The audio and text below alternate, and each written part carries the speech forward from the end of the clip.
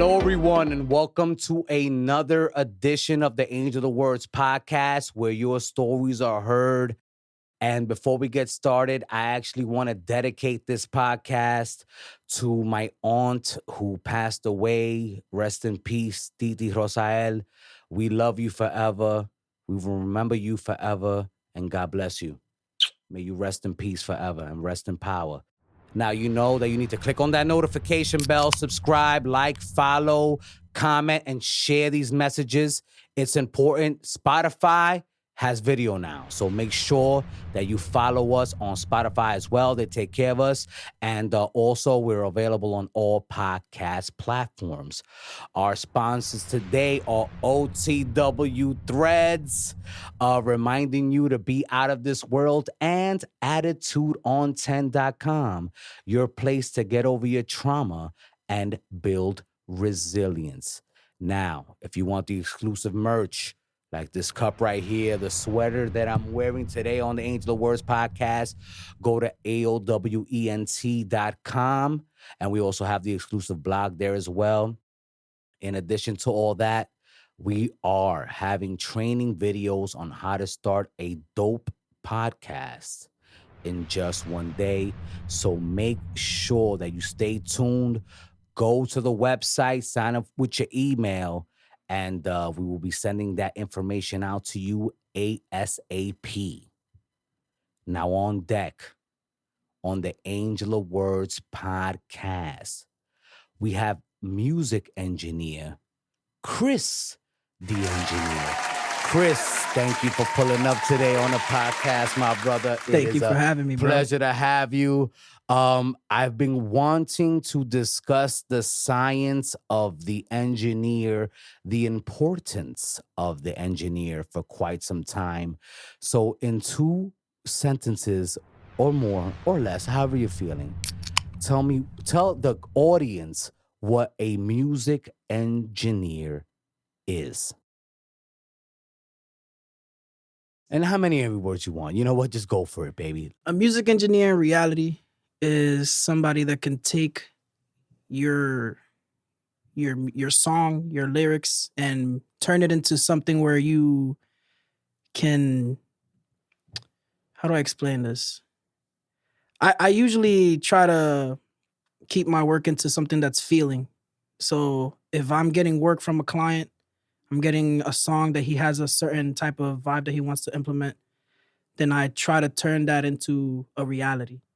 So it's like taking a dream and bringing it to life. So that's the engineer's job. Take somebody's work, somebody's song, and turn it into whatever feeling that artist wants to portray. And what you mean by work and song is the lyrics and the music. Yeah. And the arrangement after all of that. Yeah, everything. Even songwriting,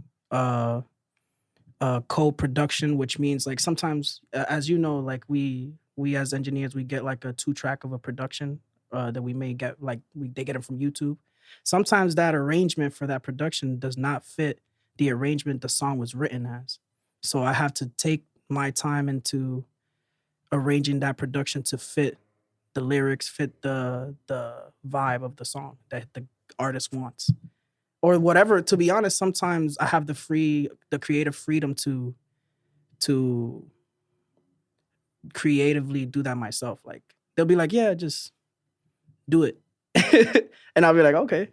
And I personally take everything into feeling. So if it doesn't feel right, especially because I'm particularly Latino, Dominican, you feel me? And we have all that shit in the blood, all that tempo, all that swag. We have that in the blood. So I personally think that because I have that, I feel like that represents a lot of my work. It's not just da, da, da, da, da. It's da, da, da, da, da, da, da. You feel me? Like it's swag. It's fucking swing. You know what I'm saying? It's not just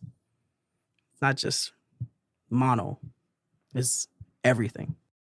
Well, Chris, why would you want to get, because this is my thing with the engineer, right? The most underrated part of the music process, right? Usually engineers probably don't even get points on the song, yet they helped with the production. They may have helped with the arrangement. They may have helped with the lyrics, like you just mentioned. Mhm. Why would you want to get involved in this crazy world called music, right? And be the most underrated individual? That's a good question. That's an amazing question. Well, welcome to the Angel of Words podcast, my friend. Amazing. To be honest, the way I got into engineering was I was a Broadway actor slash singer slash dancer. So you came from a theater background. Yeah, I did musical theater for like 6 years. That's amazing. Yeah. And I was into the performing shit. I was into the dancing and being in front of the camera. And then after a while, I did some live sound for some of my colleagues that were in a Broadway show. And then I just love that feeling of being. Plus, I love the gear. I've always been tech savvy with computers and stuff like that. So finding another tech that I've never used before, like analog compressors and de-essers and preamps and mics and everything that comes with engineering in the audio technology, that it interested me. So really quickly, you were doing Broadway audio engineering? Yeah, it was a live sound at that moment. Yeah. Oh, so your experience is vast. Nah, yeah. So continue. Okay, continue with So- the story. I just wanted to make sure that people are aware of how difficult that is. I'm gonna let him continue the story, but this is not a fugazi engineer. This is a real deal guy. Live is the hardest thing ever. Yeah, it's super hard. But besides that, I followed through with that. I went to school after that, and then What school, if you don't I mind went us to Queens Community College for Okay. like 2 years, and then I went to SAE to continue that Okay. knowledge and get more in depth with the equipment. And then once I was there, that's when I really started working with students in there. Because before that, that's where I met my boy Pat. A former, well, he was here last week, I think. I don't know. He was guest on the podcast. Shout out to Pat Guns. Yeah. Always. You already know. That I Friend met of the him. podcast. I met him before I even started the school. So from a friend of a friend that he was like, yo, I got an artist. And I was like, yo, just bring him along because I'm still learning. And at that point, I was still doing my thing back in that time. Every time I did something, people, like my clients, loved it. The artists loved it. But I always feel like I have to learn something. So I went to school. Once I was in school, I started working with the students there. There was in that school, there's a thing where like artists that want to take engineering into their play because they don't want to pay for an actual engineer. I was personally there to learn engineering, not because I was an artist. I could sing, but that wasn't my main goal. I was looking for a career path as an engineer or even live sound. But the engineer stuff sounded so cool to me because I was able to work with, my idea at that moment was working with these type of clients. Like, for example, like, maybe I would be able to I would probably be able to work with Bruno Mars one day. You know what I'm saying? So just having that hypothetical vision in mind, I just continue working as engineer. Worked with a bunch of students in the classroom that were artists. They loved my workflow. And after that, I did an internship at Quad Studios in New York City. 3 months, I was already engineering there. And then I was just been there working with a bunch of artists from TV shows to mainstream artists like Pop Smoke, CASANOVA, Dex Lopper, like a bunch. I could name a whole list. Yeah. But that's just the credit that I've gained over there and the knowledge that I've gained over there, just to show that I'm able to work with these type of high tier clients because of what I've done, which was study, which is a whole lot of things that you have to do, study. But to your question, why am I doing this, is just a passion. Although I don't win points sometimes, like it depends on my relationship with the manager or the client. Like they might give me some points, but most of the time it's just upfront bread, which I'm okay with because Work for hire. You guys are usually work for hire. Yeah. Which blows my mind. Yeah, we're definitely work for hire. But like I said, it all depends on your relationship with the artist. I'm luckily enough to have like a really good relationship with a bunch of my artists, so I get points and I get credibility for almost at least 85% of the work that I've done. I've gotten credibility for. I mean, so for example, we just got nominated for a Latin Grammy. Like I got the news like 3 weeks ago. Who was the artist? Acapella. He's Okay. Word? Yeah. Well, good for you, man. Congratulations. Yeah, thank you. So very excited about that. So you're an in-house engineer as well, because I know you mentioned Quan Studio. So I know that you said that you were studying, but are you now an official in-house situation? I was studying like years ago. Yeah, okay. Yeah. So with the Pop Smoke album, you worked there as a real engineer. When Pop Smoke was popping off, I worked with him due to the fact that I was working with CASANOVA. So we had a feature moment where Pop Smoke pulled up and we needed his voice, so he pulled up and we recorded it, and that's how I got to meet him. I got to meet Quavo through Rock Nation, and I just try to stay with the best try to have the best relationship with every company and every artist that I work with, every label that I work with, because that's very important. Never want to burn any bridges, even if they may not pay you one time. You just got to be professional about it. Never lose your cool, because eventually you will get your bread, because that's what you work for. And to add to the list of why you want to be an engineer, another thing is that sometimes you don't get paid on time. You know what I'm saying? So you don't have that support. So that's why I also like working at the studio that I work with, because it's a company, they make sure you get paid. Okay. And you're talking about Quad right now. Yeah. But I'm not an in-house engineer. I mean, come on, bro. You're not an in-house engineer. Not anymore. But I'm sure that they outsource. So do they outsource to you? So I was an in-house engineer there for about 3 years. And after a while, I just started moving to a lot of different studios. Like my client just are in Florida, they're in California, they're in fucking ATL. So I just move. I can't just be there. So after a while, I just told them like, hey, I'm gonna just be outsourced. Like, just hit me up. But I still have such a good amount of clientele there that they call me. So because those are my clients. The clients think about engineers almost like barbers. Like, you don't want to go to another barber and he fucks your whole hairline up. You don't want somebody to go mess up your music. You're already used to that type of workflow with that one artist, and that one engineer understands you. So that's why the relationship thing is very important, so you don't lose clientele. But yeah, I'm not an in-house engineer over there anymore. I still work over there. I still book that studio for certain clients.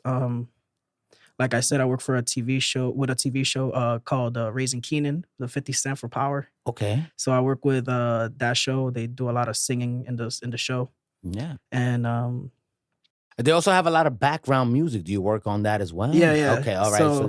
So discuss that a little bit if you don't mind. So my job majorly is recording and mixing the music. So we have producers that we do via Zoom call. We connect it to Pro Tools, and we have the artists in the room with us. So our job is to record them. Then I talk to the producer, and the producer will give me ideas of how they want the song mixed, and then I do it. I do a lot of melodyning and pitching, which is pitch correcting, which is even with auto-tune, sometimes you're not gonna have the best pitch. So my job is to use this program that I really like using, Melodyne. And by the way, we're going to put all these links below in the description. So if you're a person that you're into audio engineering, or you're into production at all whatsoever when it comes to audio situations, we're going to have these links below in the description to, put you on. You know what I mean? Because my man is dropping knowledge here, and we want to make sure that, we can help you out. Nah, for a fact. Melodyne is an essential program to pitch correcting, especially in the music industry. You'll be able to use it for vocals, drums, piano, guitar, everything. Really? It's that multifaceted? Yeah. That's amazing. You can use it for everything, and it's an amazing tool. Yeah. Nice. It's a little bit expensive, but it's definitely worth the investment. So that's another thing, investing in a lot of your equipment and your gear and your plugins. Although there's people that, do the free route, doing that free route thing. But over time, once you're getting a certain type of money back, then you buy it. You know what I'm saying? You want the real product with the updates and everything. You get the best.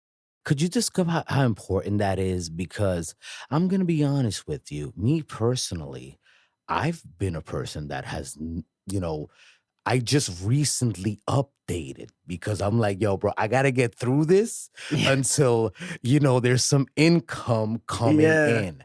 But the reality is, if you have the resources, would you agree that it's good to actually buy the license for the product than continually continue to hack to Yeah. get your I personally plugins or whatever it is, plugins, Yeah. programs that you're using, Reason, if you're using Reason, Logic, Pro Tools, whatever it is, discuss why it's important. It's important because it's a cracked plugin is not trustable 100% of the time. Let's say accidentally you do an update, that cracked is over, you gotta re-download it.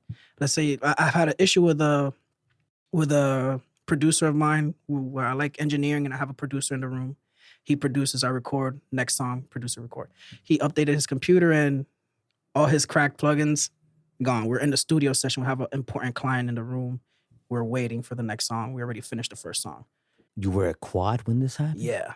Oh no! Who's the client? Can you mention it? I can't mention the client. No, it's okay. Sorry, I can't mention the client. Was it a top? Have they been on the Billboard charts? Yeah, of course. All right, so there you go. My man's not playing. This is a situation that's dire in the music business. And when I invite somebody to these type of sessions, bro, it's very important for things to be efficient. Cause so you put on a producer. Yeah. You did a solid for a producer friend, and they showed up with hacked situation, which is not normal. It's not uncommon, but he did an update by mistake, and all of a sudden you lose all your sounds. You lose he your lost sessions. all his sounds. So what we ended up doing is having to backtrack a lot. And luckily I had, because I also do some production on my side, because I like to dabble. It's the music. I love music. So if I'm not engineering, I'm producing or songwriting.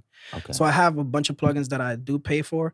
And luckily enough, after we already knew that it was gonna take too long to fix that problem, I was like, yo, just get on my computer, do it real quick. Let's continue moving on.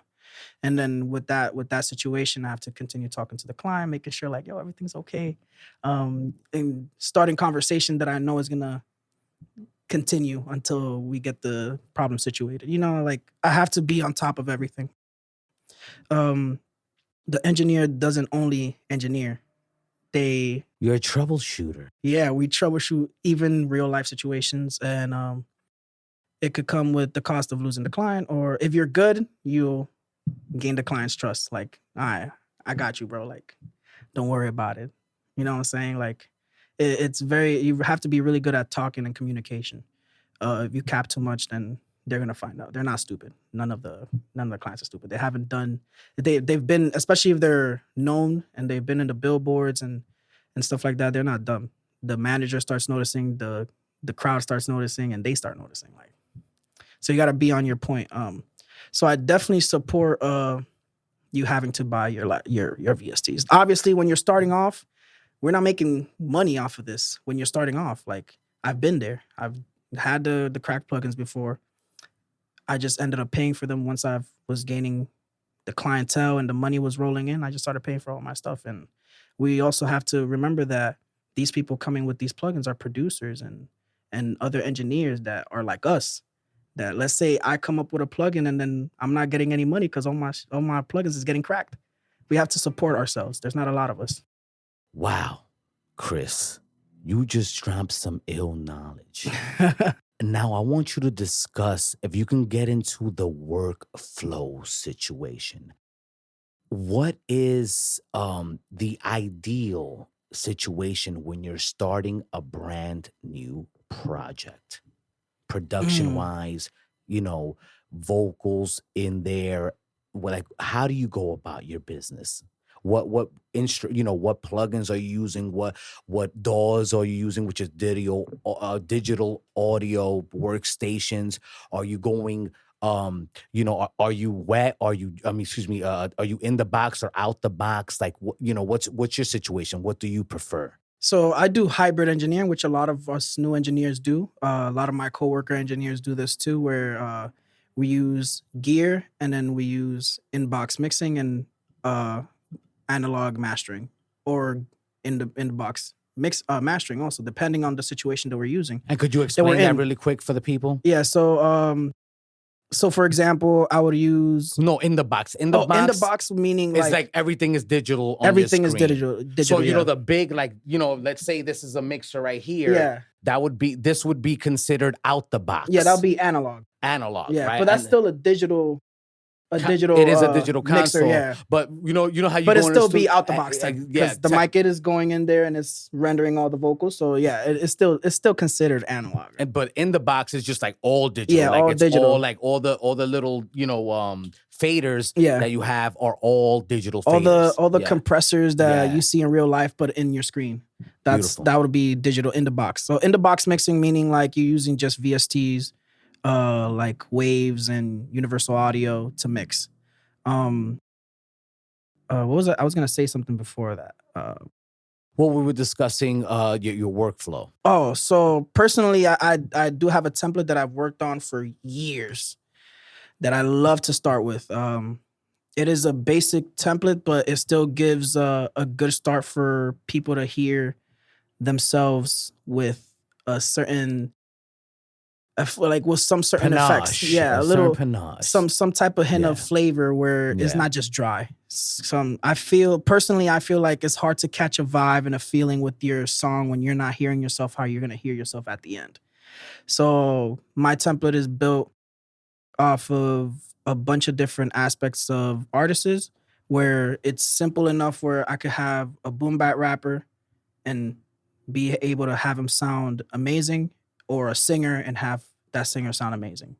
So it doesn't matter who I could work with that template that I built, but it's because I know my template. I've worked with my template for years. I've built this template from scratch, and it's hard to do if you haven't trained for it. You know what I'm saying?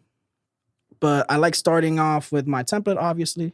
I'll have a producer there, usually using Ableton or FL Studios. Which used to be called Fruity Loops. That used to be called, it used to be called Fruity Loops back in the day. Amazing.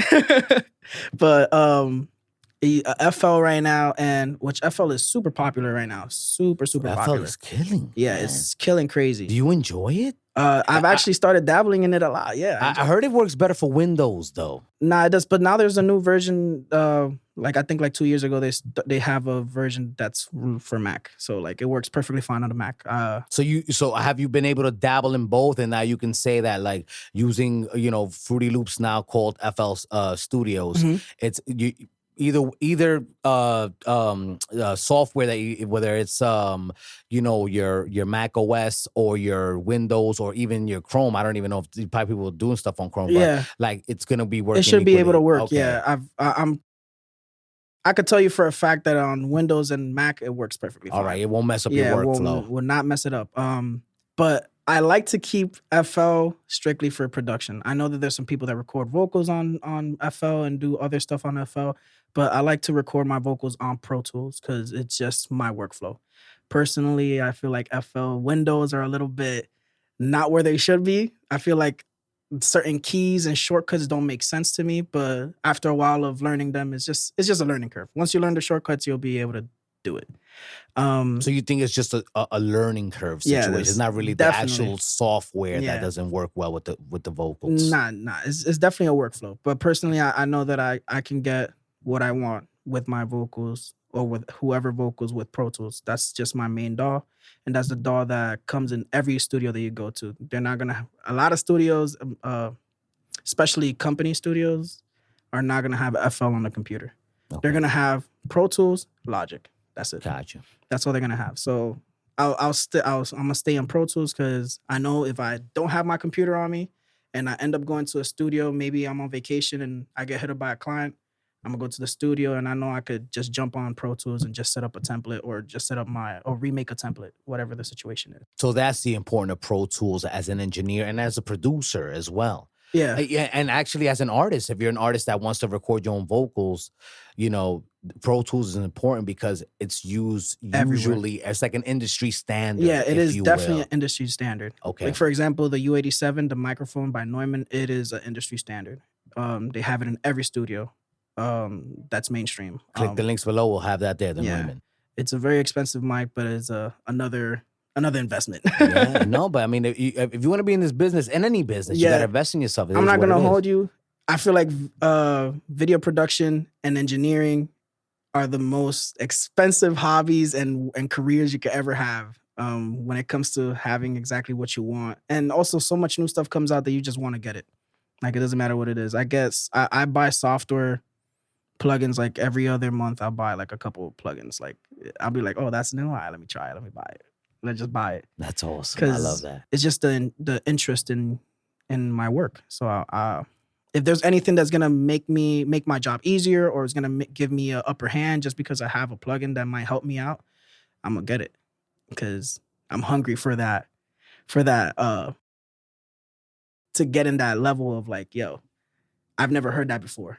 Like, people, like I've had clients that I used to do the signature drop on production because, like I said, I do a lot of co-producing on 2-track beats where I do like these like crazy stutter effects and drops. And I used to do this with a lot of Latin artists, which the flow would go so well. And then when I started converting that flow into like my drill rappers and my trap rappers, they'll go nuts because it's just not common to hear those type of drops. Usually what people do is just do like a little cutoff, bring the beat up, do the verify. If you don't know what plugin that is a plugin that comes with Pro Tools.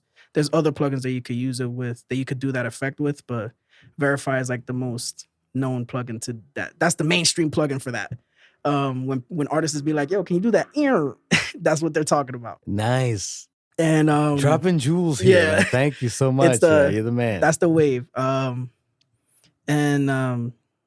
yeah, so they're used to that type of co-production. Like, it's just regular stuff. So I think that's why we don't get co-production credits, because we don't really dabble a lot in, or we don't experiment enough when it comes to like messing around with music, because we're scared. Or a lot of us, I remember when I was starting off, I was scared to really do anything crazy on a track where I'm not trying to hear a client be like, yo, what the hell is that? Nah, I wasn't trying to risk it. At a certain point in my career, I was like, I just knew that I could do it. When I hear something, I was like, I could do this here. I'll do it. And people will go nuts. But that's experimenting is very important as an engineer. Do not get comfortable doing the same thing, because you're just gonna get the same type of clients. If you want to expand your clientele and get these crazy artists that wants new stuff, like if you want to work with Bruno Mars and Daddy Yankee, or Bad Bunny and Dua Lipa, they're not doing regular stuff. Yeah, that's what I'm saying. You gotta expand your horizons with that. Experimenting crazy. Those engineers are nuts, and I love to hear stuff like that, because that means that I feel like I'm going the right path and I'm following true to myself. So with that being said, experiment. I know that in school they teach you the right way to do things, but I know that there's a formula, but when you're at a point where you're just following the formula and everything is just the same all the time, it's time to step out and experiment that formula and expand that formula a little bit more than just staying in the same route. You don't want to stay in the same route because it gets boring. That's why a lot of this drill stuff sounds the same. There's not a lot of experimentation. A lot of the reggaeton sound the same. A lot of them both sound the same. And it's not anybody's fault. It's the fear of experimenting. But from the engineer or the producer? From both. It could be from the artist too, from stepping out and doing something weird. You know what I'm saying? Like, there's sometimes people get held back by being comfortable and not wanting to experiment too much, because people are used to being told like, yeah, this is it. Yeah, just keep doing this. Yeah, I like this. And sometimes you just have to do some. I've worked with artists to be like, yo, I'm gonna try something weird, but like, if it's whack, just throw it away. And I have to, and we sit there and I see what they're trying to do, and I just be like, yo, continue. Let's keep going. I'll even start giving them ideas of how to continue with this idea that they gave me. So we're expanding from their idea so that they could see that it's not dumb. It's not weird. It's weird. It's not weird. It's different. It's different. Yeah. It's not weird. It's different. And that's a perfect pocket for you. Like, you want to be different. You don't want to be the same. If you're doing something weird that is like whack, obviously somebody's gonna tell you. Like, or I personally will tell you. I've told Pat a bunch of times, like, stuff that may not feel right. I'll be like, yo, this is not right. Yeah, this is not working. This is not working. And then we'll just start another idea and we'll continue from there. Like, that's just what it is. but just don't get held back. That's why it's always good to have just the artist and the engineer and the producer, max. Bringing all your friends to the studio. You feel managers, all managers. that, You might feel publicists. judged, and you don't want to get creative. When you're in the studio, it's a creative space. When you're there and it's starting to feel like just work, it starts feeling like work. It doesn't feel like I hate being like, let's go to work. I like being like, yo, let's go create. Like yesterday, I worked at my crib. I brought a bunch of artists to my crib and producers and engineers, and we were just creating. I was like, yo, it's creative time. Pull up, let's get drinks, let's work. I mean, not let's work, let's get creative. Yeah. And I love that's that, what we man. did. Now, I want to talk about plugin organization and organization overall, because I feel like that's important. You're dealing with a ton of sounds. You're dealing with a ton of plugins. As an engineer, how important is to have those folders, have them labeled so that you don't get lost in the sauce with what you're trying to do, boss? Yes, sir. So, for example, this is why having a template is perfect. Like having your own template that you start with, that you feel comfortable starting with, that you know is going to work for a certain artist. Let's say you don't have only one template. Let's say you have multiple templates. You have a template for a rapper, a singer, and maybe an instrumentalist. You know what I'm saying? Just knowing what plugins work for you. And if you want to step out, I in Pro Tools, personally, I have everything categorized by a company and then by what type of plugin they are. Dynamic, pitch, harmonic, you know what I'm saying? So if I'm looking for something, I know where they're at. Pro Tools, the newest Pro Tools, the updated version of Pro Tools has this thing where you could favorite the plugins that you use the most. So they're literally in your menu. So, for example, a plugin that I really love using, EQing is a very important part of mixing vocals. So I love using this plugin called FabFilter. It's something that I use a lot to deduct and do dynamic EQing. And it's an amazing plugin. It's in my favorites. As soon as I'm in a session and I know I'm going to use that plugin, right there, boom, quick. Efficiency is the best thing in an engineer, being fast. These rappers, bro, they do a lot of punch-ins. They're not just like, da-na-na-na-na-na. All right, so I want to stop it right there. I want to, because I have to plug in my sponsors, but we're about to head there because that's important. The podcast today is sponsored by OTW Threads, reminding you to be out of this world, and AttitudeOn10.com, your place to start getting over your trauma and build resilience. So you already know, check that out. Also, check out Eyes of the Soul by Curtis Holmes, available on Amazon.com now. Awesome horror fiction novel. Now, punch-ins, bro. I was going to ask you about pet peeves in the studio. It seems like you've already went on that route. So continue with this conversation, please. So honestly, punch-in is not a bad thing. I know a lot of artists that don't want to punch in, especially rappers. Yes. Like rappers do not like punching in. But so you don't mind punching in as I do engineer. not. I'm fast. I'm efficient enough where I could be like da-da-da-da. All right, go again. Da-da-da. Go again. Da-da-da. Like I'm efficient enough where it's quick. Which is something very important for an engineer, to be quick. Because you don't want to have that artist lose that idea. A pet peeve of mine is mostly like me giving that information, like, hey, let's try doing punch-ins. They'd be like, nah, I think I could do it in one go. And we're there taking so long because you don't want to do a simple punch-in. And it's okay to do a punch-in, because I'm, as the engineer, am gonna make that sound as smooth as possible. If I feel like it's not gonna sound smooth as possible, I'm gonna tell you to do it again, obviously. If I feel like you could do it in one go, I'm gonna tell you, yeah, do it in one go. It's that I'm trying to communicate with you. I don't get that a lot, but I have back in the day. I'll be like, when I was starting off, I'd be like, in my head, I'll be like, damn, this would be a lot quicker if we did a punch in here.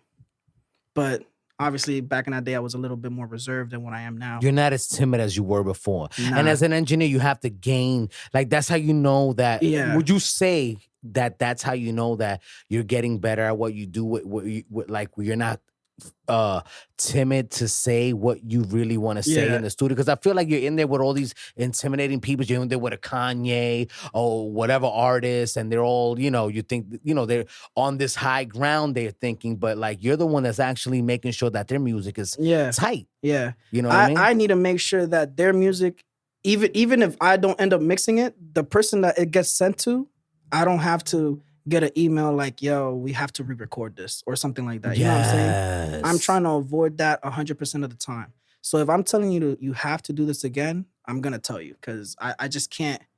At the end of the day, my name is still going to be in this email. People are going to see this email and it's going to be public. So I can't risk. You guys cannot risk your reputation like that. You can't just try to finish a session, especially if it's somebody important. You got to give it your all. You got to make sure that they understand that you know what you're doing. Sometimes I do have a pet peeve right here. There we go. Go ahead, buddy, please. It's when an artist is over your shoulder and they're like, they ask you. I've seen this a lot, especially at Quad, where their work, where they're not mainstream or Billboard artists, but they're in the rise and they're over your shoulder, like asking you questions to see if you know what you're doing. I'm like, bro, I'm obviously here engineering for a reason. Like, yeah. And this is something that's very common when you're starting off as like, because obviously when you're working at a company recording studio, you're gonna intern for a minute. Once you finish that interning, you're gonna GA, which is a general assistant, and then from there you'll turn into an engineer. That's technically the route. Sometimes it's just intern engineer, but the route is intern GA engineer. And I guess they're worried that they're getting a general assistant. But I've seen so many general assistants that have such amazing talent as engineers, and they'll speak to me like, yo, I don't know why, but this guy is literally over my shoulder asking me question about what am I doing? Like, bro, like, let me work. That's good. It's like at a hospital where you get the PA, but you really want the surgeon. Literally. That's crazy. Literally how it is. And but I understand all that situation. So, but that's just how it is. And it is a pet peeve. It's kind of annoying. It's something that we have to deal with. But at the end of the day, we just have to ensure them that we know what we're doing. We just tell them straight up, yeah, this is what it is. Boom.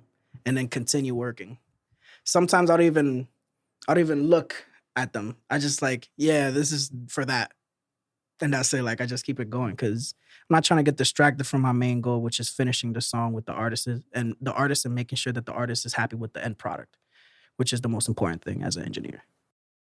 So could you tell people that want to be engineers and people, first of all, if you're an artist, it seems like you need to reach out to this guy. So can people reach out to you personally for work for hire? Are you available like that? Like, are you just, doing this full time where it's like, look, you want a project done, you want it done right, you want to reach out to Chris the engineer, come holla at me. Is that a thing? Yeah, that is what I do right now. So besides work, getting called in from my studio, Quad Studios, I get people to hit me up a lot on Instagram, either for mixing. They may have recorded it somewhere else.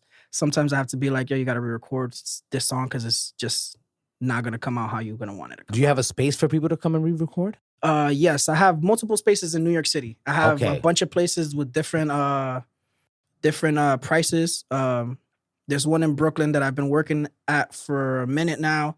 Cook It Up Studios is dope. It's in Brooklyn, Prince Street. And they have amazing gear over there. Amazing gear. They have the mic selections that you're going to want. They have the gear for mixing and mastering, which is exactly what you want. It's not a huge space, but it's definitely a space to grind. Like, if it's you and 4 other people and the engineer, you're chilling. It's quality. It's quality. Every time I come out of there, it's quality sound. I also do stuff from my home studio, but I don't just bring everybody there. I just bring people that I really, really fuck with. Okay. Copy. That's it. Okay, but so you can be, reached out to. Yeah, you could hit me up and tell me, like, if you what's feel your Instagram? Let people know what your Instagram is. Yeah, my Instagram is Chris_the_engineer. Duh as in DA. That's where. And reach out to Chris, artists. Look, I met a bunch of y'all, a ton of y'all, and I continue meeting y'all, and I love y'all. and I want you to have the best quality situation. This man obviously is not only talented, experienced, and knows what he's talking about. I hope he's speaking your language here on the Age of the Words podcast. So thank you again, sir. You know, the podcast ain't over, but I love what you're talking about, because this shit ain't easy. You know what I mean? And I get frustrated when people are going to perform live without a mixed track. Now, you know, or even, you know, the thing is not even mixed. Forget about mastered. It's not even mixed, bro. You know what I'm saying? And my thing is this, right? When it comes to like people recording in your studio, right, who need a ton of help, let's say it's a personal situation, right?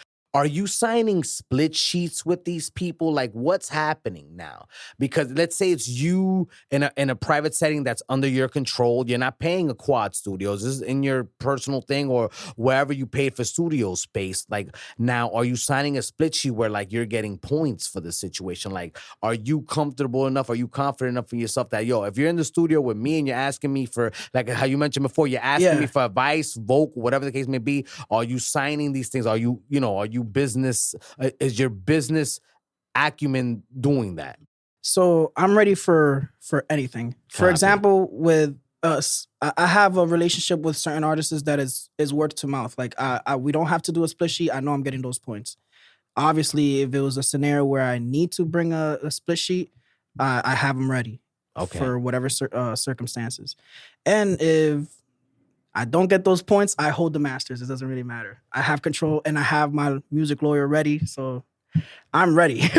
and that's another thing, bro. If you're not taking care of your engineer, they will hold your masters, and it's legitimate. Discuss that, because my thing is here, like now we're a music business, music oriented podcast, all things music, you know, music video directors, engineers, producers, artists, whatever the case may be. We're in this realm. We're talking about is a realm that I come up with, that I came up in, you know what I mean? It's where my background is in, and I feel like people are really losing sight of the fact, and artists, like you're a hobbyist. You need to know these things. If you want to be a professional in this game, you got to know these things.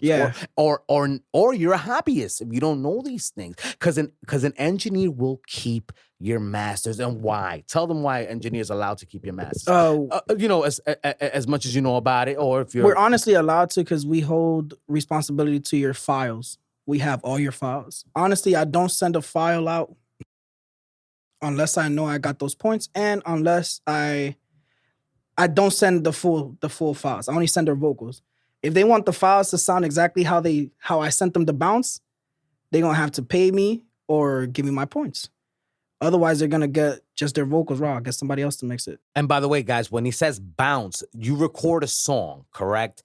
And then you go and then you just export the song. You press, I think it's a button called export, and then you send the song out, correct? Am I wrong? Yeah. You send the song out, and then the song comes out all conjointly like the way you want it to sound. Technically an MP3. An MP3, there you go. Or a wave. There you go, wave. If you're releasing music and doing music videos with an MP3, you're nuts. Make sure you get that waves. That's the file that you want. You want the waves. You don't want the MP3. Just throwing that out there. Because of the quality. Yeah, the quality matters, especially in the bit when you're working with bitrate.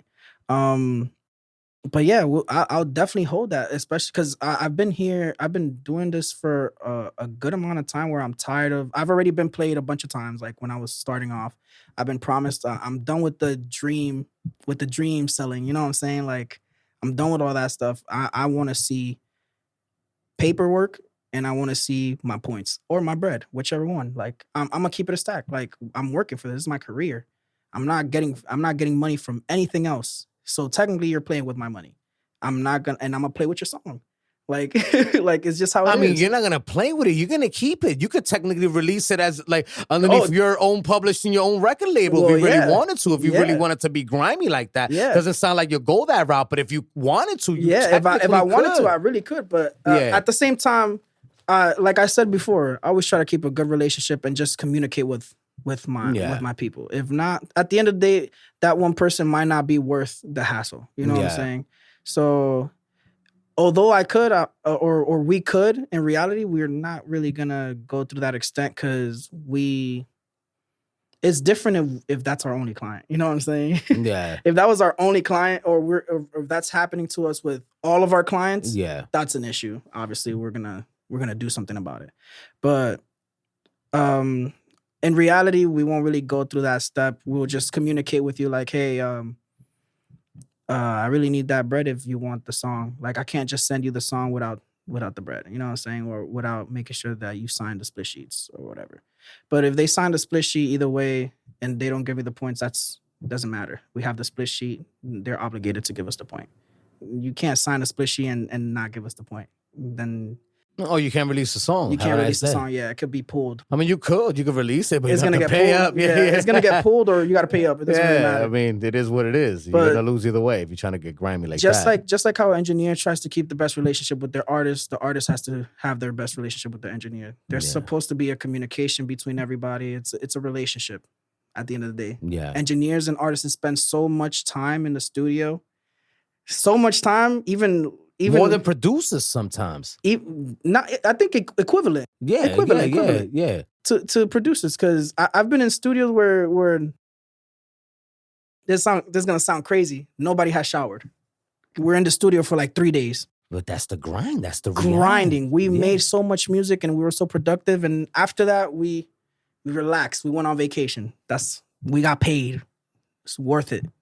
But that's just the grind. It happens. And that's just a relationship that you build with an artist to be able to spend that much time with an artist. I've had sleepless nights where It's like being on a team yeah, it is. You're building a team. You're building a team of creatives. where you guys trust each other and you know that things are going to get done a certain way because you guys have that relationship. So yeah, that's that. That's it. Take care of your engineers. You know what I'm saying? If you're gonna be in this music business, do things the right way. Don't burn bridges. You know what I'm saying? At the end of the day, you're all trying to get to where you need to get to. You take care of each other, and the world will take care of you. The energies that be, as our sponsor would say, Attitude on 10, the energies that be will take care of you. And that being said, the podcast today is sponsored by OTW Threads, reminding you to be out of this world, and AttitudeOn10.com, your place to get over your trauma and build resilience. And they're also sponsoring this next segment.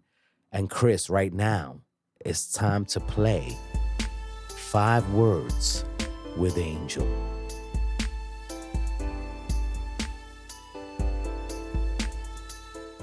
All right, Chris, on 5 Words with Angel, I'm going to give you a word, phrase, or a question, and you're going to give me the first word that comes to your head. However, if you feel like going on a rant because I triggered you, run with it. But that's on you. I'm not liable for your trigger. I bet. Say that. I bet. The first word is best DAW. Pro Tools. Hands down, Pro Tools. I could go on a rant for it, but Wow, because I had a producer here that she said the best DAW was Fruity, the Fruity Pebbles, baby. That FL sound is lit right now. Is that DAW wave, man? I'm not gonna hold you. It's definitely taste. It's definitely to taste. Okay. Pro Tools to me is because I'm a recording engineer and mixing engineer. Copy. I'm definitely not gonna use FL to mix a song or to master a song. Copy. All right. Yes, it's true Yeah. because we're 2 different If, realms. if So you're right if about you're that. producers, I definitely understand you saying FL. Mm-hmm. But if you're really mastering, I would understand even you saying Logic to mix and master. But if Yeah. you're mastering and mixing in FL, to be honest, I haven't frankly seen that a lot. You know what I'm saying? All It's very right. uncommon. It's uncommon. Got Yeah. you. I love it. Yo, if you do, shout out to you, bro. That's what's up, That's man. Well, different. I appreciate you keeping it real. Now, the next word is your favorite mic. Sony C800G. You already know. Best mic. Used by The Sony word? Sony C800G, bro. I'm Word? definitely gonna get my hands on that Valid? mic. Yeah. Word. All right, so we'll leave it in the description, man. We're gonna try to put as much of this information because it's important. If you want to get the best stuff, you know what I'm saying, and you're really serious about your career, we'll put it in there and go for it, man. And if you see something else, that you might want as well, then we'll get that too. I'm not gonna hold you. Wait. Before that, you definitely C800. Okay. But if you was to get another mic, I definitely recommend the Peluso 251. The Peluso 251 is a handmade mic. Is the mic that I've been running with a lot of clients, and a lot of clients love it. It's a handmade mic in Europe. Nice. And all of them are hand tested. Peluso mic. Yeah. Peluso 251. Definitely search it up. Peluso 251. Search it up. All right. So the Peluso 251, and we can find a link for that.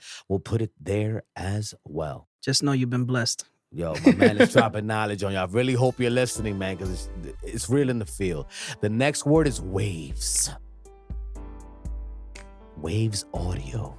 Like the plugins? Like the plugins, yes. Oh, I love them. Yo, they're official. They're fire. I'm gonna go ahead. I'm not gonna hold you. I have all the universal audio plugins. I have all the plugin alliance plugins. I have almost all the plugins. I still use a lot of waves. I just use all these other plugins like Universal Audio and Plugin Alliance to give different textures in my mixes. But waves, you can still do so much with waves, especially if you have the official plugins. Because you get the newest stuff, you get the updated VSTs, they fix those. But it's official. Definitely get those. Gotcha. The next word is wet or dry vocals. I definitely like my vocals wet. Can't lie. Word. Definitely like my vocals wet. I like doing a lot of. I really like experimenting with effects. So I be doing really crazy stuff where artists don't even have to say a word, and I could use that whatever they said before. They could leave a blank space. I could use whatever they said before, make a crazy effect with a bunch of reverb and delay, or not even reverb and delay. I could do a. But what about the performance track? What about when they're performing? Can they pull that off? How do you work that real quick? They need to make a performance track. They need to ask for a performance track. Okay. Where everything is mixed differently. All right, that's gonna be the last question, but because that's important actually, because I've had a lot of issues with that myself here with the live performances. But so you prefer wet vocals? Yeah, all right. definitely prefer. And my issues with that is like when you have a performance track and you pull that off with a regular microphone. But you know what I'm saying? But then the final word is Peru. Peru. Yeah. Shoot. I'm Dominican Peruvian. That's what I'm saying. That's why I want to know about Peru. We know about the Dominican side. I'm you Peruvian. mentioned it already. Yeah, I'm Peruvian from my father's side. That's what's up, man. That lomo saltado. You know what? The last word is lomo saltado. How about that? Nah, if you're looking for Peruvian food for a party, hit me up. My dad makes the best catering food ever.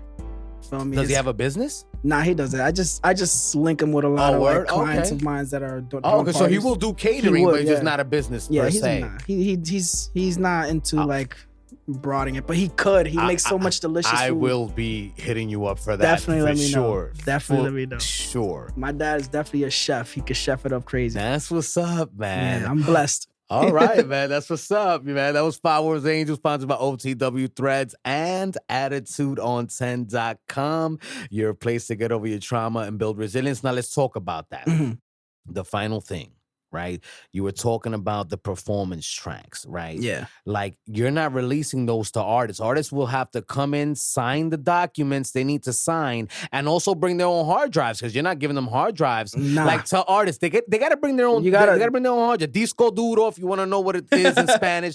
Bring your disco duros or bring your hard drives to the studio every time you go record. Yeah. Sign the documents so that you can leave with your songs. Yeah. So when you come on the Angel of Words podcast, you don't have that issue. Yeah, that's a fact. Just because there's a bunch of situations where people be like, yeah, I can't because the engineer can't send me the songs like the way I want. Yeah. You know what I'm saying? But as long as you ask, there's obviously a fee to a performance track. Yeah. It's not that crazy because what the engineer is mostly doing is reducing the volumes of your leads, keeping your background vocals the way they are, or sometimes a little bit lower, depending on what they are. And that's it. That's your performance track. And you obviously get it mixed and mastered for performance so that they sound valid on the speakers. Because there's been times where things don't sound right on the speakers because they have not been prepared for the situation. They have only been prepared for maybe radio sound. You know what I'm saying? Oh, yeah. And there's a process to that. So obviously the engineer's not going to take a day of his time to do that for free. And then there's also instrumental. So there's the instrumental, there's the performance track, and then there's the original track. You know what I'm saying? So yeah, like, you know, pay for it is worth it, because then, you know, and sign you have everything. Yeah, you have you know what I mean? It's, you know, it's a sometimes you don't need it. It's okay. Like sometimes people feel comfortable rapping on top of their vocals because they may forget a little bit. Yeah. So it does help. But my thing is, you know, like, and that's something that, you know, I gotta really excuse myself, and I'm gonna take a lot of blame for that, because I should know better. You know what I'm saying? Because I ask people to give me their instrumentals or their performance tracks. You know what I mean? And they may not have access to that. So, you know, I'm just telling artists before they come on, you know what I'm saying? Like, now when I reach out, you know, if you can please do your part to make sure that you can get that instrumental, get that performance track, because, you know, we're doing live music in here. You know what I'm saying? This ain't no, I don't want to do karaoke. You feel me? I peeped. You know what I'm saying? Yeah, like, I feel and you. you peep that, right? Yeah. Like, you know what I mean? Like, it's not karaoke in here. We're doing performance track. Yeah. And I've been blessed, and thank God to all my artists. They've come through. They've had the instrumentals. They've had the performance tracks. But I don't want those issues moving forward. And you know, and it's something that I'm like over here thinking that that's automatic, but I forget that these are three different processes. Yeah. A performance track is different than an instrumental track, different than the original song. Yeah. You know what I mean? Definitely. And you got to have that conversation with your engineer. Bring your diss track with you. Don't be scared to ask your engineer for these questions. Like they'll tell you straight up what it is. Like I personally will tell you exactly what you need, or because I've had an artist recently had a performance and they were like, hey, so what do I need for a performance? Like, what kind of track should I bring? Should I bring just a beat? And I was like, you got to do the beat if you feel comfortable, or if you want all your background vocals to be present, then we do a performance track, which is your background vocals, reduce the volume of your leads, and that's it. You perform with that. You'll have a little bit of support from your leads because they'll be there, but just lowered. But you'll still be able to perform. It'll still be your voice. People will still be able to hear you. So that's the information that it's free. You could just ask. There you go. It's free. You could just ask. Could you give a message to everyone before you sign off, man, about if they want to be an engineer?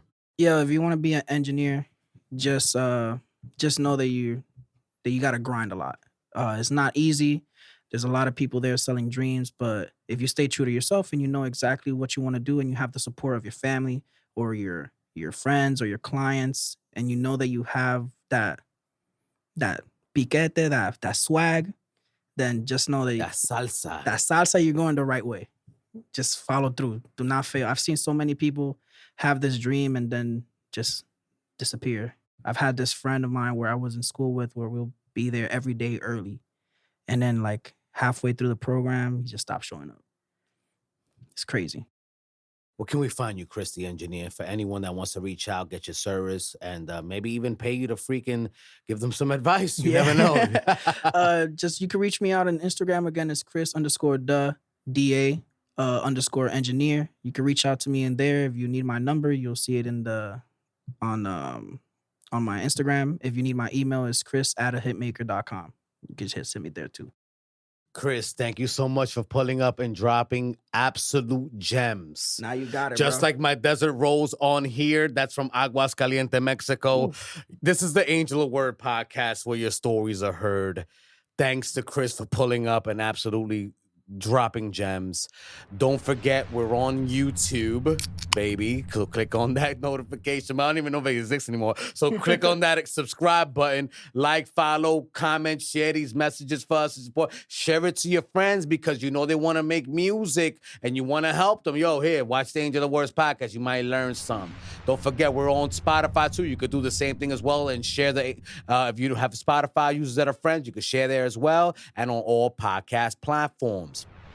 Our sponsors today, who we love so much, are OTW Threads, reminding you to be out of this world, and AttitudeOn10.com, your place to get over your trauma and build resilience. We have a blog and the exclusive merchandise, just like you see here, baby, AOWENT.com.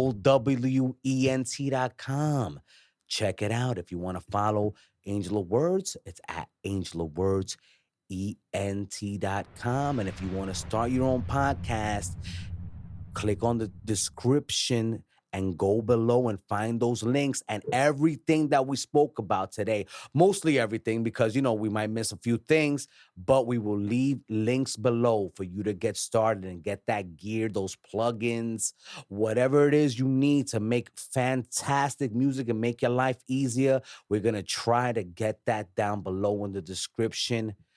Shout out to my titi who passed away. I love you. This episode's for you. Mi gente, we'll talk to you later. Te quiero, Puerto Rico. Santa Isabel.